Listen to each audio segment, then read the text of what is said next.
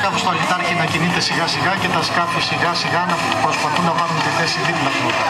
10 γύρι των 5 ναυτικών μιλίων, 50 ναυτικά μίλια σύνολο, για να δούμε ποιος θα είναι ο νικητής και σε αυτόν τον αγώνα.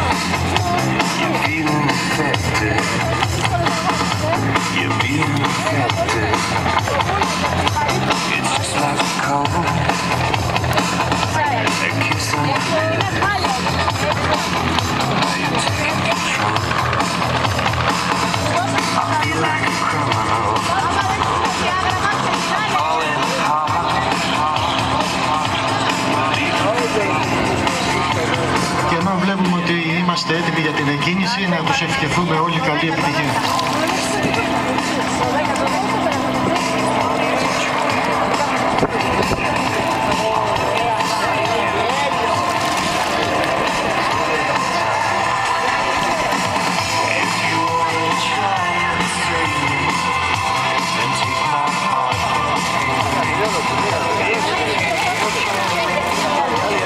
Και έχουμε εκκίνηση. Εκκίνηση λοιπόν για τον αγώνα offshore των 50 ναυτικών μιλίων. Δεν μπορούμε ακόμα να έχουμε κάποια ένδειξη.